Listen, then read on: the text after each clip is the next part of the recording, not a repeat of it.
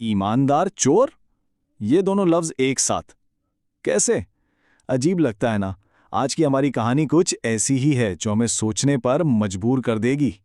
तो ये सिर्फ लफ्ज़ों का खेल नहीं है, इसके पीछे एक गहरी इखलाकी कशमकश छुपी है, और यही कशमकश हमारी कहानी के हीरो को भी पेश आने वाली है। तो चलें इस मुअम्मे को सुलझाते हैं। आखिर ऐसे क्या हालात थे कि किसी का नाम ही इतना अजीब पड़ गया? तो कहानी शुरू होती है एक छोटे से पुरसुकून गांव से। जरा तसव्वुर करें, जहां जिंदगी अपनी ही धुन में अपनी ही रफ्तार से चल रही थी, और इसी सादे से माहौल में रहता था हमारा हीरो इमरान। अब इमरान जो था वो दौलत में तो गरीब था, लेकिन दिल का बहुत अमीर था। इसकी सबसे बड़ी दौलत थी इसकी ईमानदारी, और यही उसूल, यही ईमानदारी आगे चलकर उसका सबसे बड़ा इम्तिहान बनने वाली थी। मगर जिंदगी हमेशा एक जैसी नहीं रहती। गांव का ये सुकून खत्म हो गया। आसमान ने जैसे पानी बरसाना ही छोड़ दिया हो और जमीन सूख कर रह गई। पूरे गांव पर एक शदीद कहत ने अपने डेरे जमा लिए। ये हर एक के लिए एक बहुत बड़ा इम्तिहान था।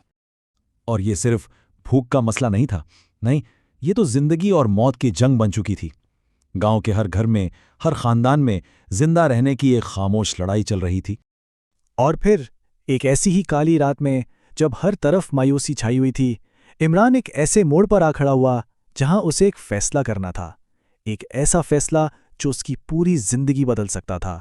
सोचिए जरा, एक तरफ पूरा गांव है जो भूख से तड़प रहा है, और दूसरी तरफ अनाज से भरा एक गोदाम। इमरान के लिए इससे बड़ा इम्तिहान शायद ही कोई और होता। और तभी उसकी नजर पड़ी, गोदाम का दरवाजा खुला हुआ था। बस ये एक लफ्ज, ये उसके लिए एक मौका भी था और सबसे बड़ा इम्तिहान भी। एक आसान रास्ता, लेकिन गलत रास्ता बिल्कुल उसके सामने था। लेकिन इस लम्हा में जब भूख भी थी और मौका भी, इमरान का ज़मीर जीत गया। उसने अपने उसूलों को नहीं तोड़ा। उसने वो गलत रास्ता अपनाने से साफ इनकार कर दिया। ठीक है, उसने चोरी तो नहीं की, लेकिन गांव वालों की मदद का ख्याल वो उसके दिल से नहीं जा रहा था। वो घर तो खाली हाथ लौट आया, मगर उसका दिमाग मुसलसल कोई और रास्ता, कोई सही रास्ता ढूंढ रहा था। अगली सुबह गांव के सारे बड़े बूढ़े सर जोड़कर बैठे थे, लेकिन उनके चेहरों पर भी मायूसी थी। किसी के पास इस मसले का कोई हल नहीं था। और इसी मायूसी के माहौल में इमरान आगे बढ़ा। उसने एक मंसूबा पेश किया, एक ऐसा मंसूबा जो सिर्फ ईमानदाराना ही नहीं था, बल्कि बहुत समझदारी वाला भी था। उसने कहा कि भीख या चोरी नहीं, बल्कि मेहनत का रास्ता अपनाएंगे। एक ऐसी मेहनत जिसका फायदा पूरे गांव को होगा। और इमरान ने सिर्फ बातें नहीं की, वो खुद एक मिसाल बन गया। वो जंगल से लकड़ियां काट कर लाता, हाथ से छोटी छोटी चीजें बनाता और उन्हें बेचता। उसने दिन को दिन नहीं समझा और रात को रात नहीं, बस अपने मंसूबे को सच कर दिखाया। इमरान की ये बेलोस मेहनत देखकर गांव वालों की नज़र में वो एक हीरो बन गया।